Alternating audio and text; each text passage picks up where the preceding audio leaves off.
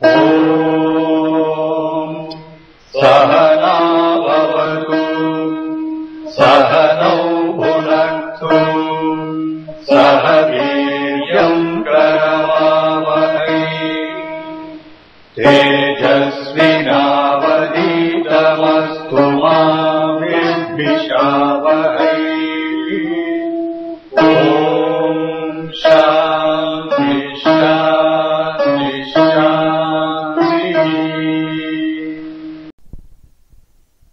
जय गुरुदेव। गुरुर्ब्रह्मा गुरुर्विष्णु गुरुदेवो महेश्वरः। गुरुः साक्षात् परम ब्रह्म तस्मै श्री गुरुवे नमः। अर्चनी वंदनी प्रातः स्मरणी परम पूजनी गुरुदेव के चरणों में बारंबार वंदन कर आरंभ करते हैं। विश्व कर्म प्रकाश ग्रंथ का अध्ययन चल रहा है और इसके अंतर्गत हम 9वां अध्याय वृक्ष छेदन विधि इसको देखने का समझने का प्रयास कर रहे हैं। इसके लगभग 21-22 श्लोक हो चुके हैं। अब उससे आगे विषय को बढ़ाते हैं। पहले के समय में जब घर बनवाना हो, कोई निर्माण करना हो, तो उसमें जो लकड़ी का उपयोग करते थे, तो जंगल कह लो, वन कह लो, वो बहुतायत में होते थे। तो वो जंगल में लकड़ी लेने जाते थे। दारू आहरण ऐसा एक चैप्टर है सम्रांगण सूत्रधार में। तो उसके मुहूर्त हैं कि वो दारू यानी लकड़ी लेने कब जाना, वन में कब प्रवेश करना, कैसे प्रवेश करना,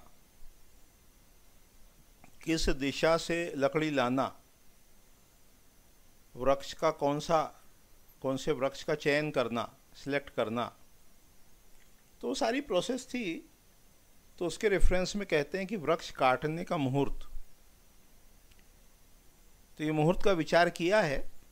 हालांकि उसको ज्योतिष के चैप्टर में अध्याय 2 अध्याय 3 को जो आप रिपीट करेंगे, देखेंगे, तो वहाँ अच्छे से मिलेगा। या संक्षेप में देख लेते हैं कि कृतिका आदि जो 5 नक्षत्र हैं, उनमें जब चंद्रमा हो तब वृक्ष को नहीं काटना चाहिए। ये कृतिका आदि 5 नक्षत्र में चंद्रमा हो तो नहीं काटना। उसके बाद तिथियों के रेफरेंस में कहा, तिथि कैसी होती है? तिथि होती है, कुछ तिथियां मास में दग्ध हैं। जैसे मान लो चैत्र में कहा अष्टमी और नवमी, तो मास दग्ध हो गई, इस दिन नहीं करना। इसी प्रकार वार के अनुसार भी दग्ध होती है, वार दग्ध तिथि, इसको अध्याय 2 में देख चुके हैं। रिक्ता तिथि होती है, चतुर्थी, नवमी, चौदस। उसके अलावा अमावस और छठ, इनको छोड़ देना चाहिए। उसके बाद एकार्गल दोष, भद्रा और अन्य जो कुयोग हैं, उसको छोड़ देना चाहिए। और जो व्यतिपात है, वेदरति है, ग्रहण लगा हो, सूर्य अपनी राशि बदल रहा हो, संक्रांति, ऐसे समय को भी नहीं जाना चाहिए। वृक्ष काटने नहीं जाना चाहिए, नहीं काटना चाहिए वृक्ष। तो वृक्ष कब काटना चाहिए, कब उनका छेदन शुभदायी है? तो कहा पुनर्वसु, मृगशिरा, अनुराधा, हस्त, मूल, उत्तरा, स्वाति, श्रवण, इन नक्षत्रों में वृक्ष को काटना ये शुभ बताया गया। वृक्ष का जब चयन कर लिया जाता है, उसको सिलेक्ट करते हैं कि इस वृक्ष को काटना है, तो उसके आगे श्लोक क्रमांक 27 से 34 तक उसके पूजन की विधि का वर्णन है। कि वो जो समतल भूमि है उस पर पहले पूजन करे, वृक्ष की प्रार्थना करे कि उस पर जो भी देव, दानव, यक्ष, गंधर्व, किन्नर जो भी रहते हैं वो दूसरी जगह चले जाए, उसको वस्त्र से लपेटे, ढके, सूत्र से लपेटे, प्रार्थना करे, पूजन करे, हवन करे, और फिर अगले दिन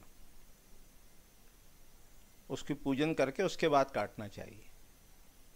अन्य ग्रंथ में ये विधान भी मिलता है कि काटने के पहले, काटते समय उसके जो वृक्ष के पत्ते हैं वो तेजी से हिलने लगे, अन्य कोई लक्षण दिखे, शकुन दिखे, अपशकुन दिखे, तो उस वृक्ष को छोड़ देना चाहिए, ऐसा वर्णन भी मिलता है। उसके बाद श्लोक क्रमांक 35 से 35 से कि वृक्ष को जल से सींचकर, है ना, कुल्हाड़ी से ईशान से सीक्वेंस वाइज, क्लॉकवाइज उसको काटना चाहिए। काटने की विधि होती है, किधर वो गिरेगा, क्या करेगा। तो यहाँ उस वर्णन के संदर्भ में कहते हैं कि वो किस दिशा में गिरा, यानी किधर वो उसको हेवी रखा, क्या रखा। तो कहा कि देखो, वो यदि पूर्व दिशा में गिरता है, उत्तर दिशा में यदि वृक्ष गिरता है और ईशान में गिरता है, इसके अलावा पश्चिम का भी लिखा, तो ये शुभ है। अन्य दिशाओं में वो वृक्ष यदि गिरता है कटने के बाद, तो उसको अशुभ बताया गया कि वो शुभ नहीं है। उसके पश्चात श्लोक क्रमांक 39 से 44 तक ये काष्ठ के बारे में, लकड़ी के बारे में कहा कि किस प्रकार की वो वृक्ष या उसकी लकड़ी हो। तो कहा जो टूटा फूटा है, भग्न है, वो शुभ नहीं है। जिसके मध्य में दूसरे वृक्ष जम गए वो भी, जिस वृक्ष पे अन्य शस्त्र से आघात कर दिया हो वो भी शुभ नहीं है। फिर कहा कि एक ही प्रकार की जो लकड़ी है, एक ही भाग का जो काष्ठ है वो शुभ है, लेकिन जब दो को भी शुभ कह दिया, लेकिन कहा कि जब वो अधिक हो जाए तो फिर वो अशुभ है। मध्य में छिद्र है यदि लकड़ी के तो भी दोषकारक कहा। छत है, अपने रंग से अलग प्रकार के रंग का है, विकट है, अंगहीन है, यानी एबनॉर्मल है, उसको भी अशुभ कहा। यानी जो वृक्ष हो वो निर्दोष हो, है ना। अन्य ग्रंथों में देखेंगे तो जो बाल वृक्ष हैं, अभी बिल्कुल छोटे हैं, कम उम्र के हैं, उसको भी छोड़ दो, क्योंकि उनमें उतनी मजबूती नहीं होती। वृद्ध हैं, जीर्ण हो गए हैं, उनको भी छोड़ दो। और जिसके पत्ते में कोई डिफेक्ट दिखता हो उसको छोड़ दो। यानी जितनी एबनॉर्मलिटीज़ यदि उस वृक्ष में है तो उसको छोड़ देना चाहिए। फिर उस समय शकुन अपशकुन का विचार करते हुए कहते हैं कि लाल वस्त्र धारण किए हुए बालक और तरुण युवा व्यक्ति उस समय जो बात कहते हैं वो सत्य होती है। फिर उसको सुरक्षित रखने की विधि है कि उसको 15 दिन तक पानी में रखे लकड़ी को काटने के बाद। फिर उसको कृष्ण पक्ष में काटे, शुक्ल पक्ष में न काटे। फिर उसको सुखाने की विधि का वर्णन भी अपने को अन्यत्र मिलता है कि छांव में उसको, वृक्ष की काष्ठ को सुखाना चाहिए।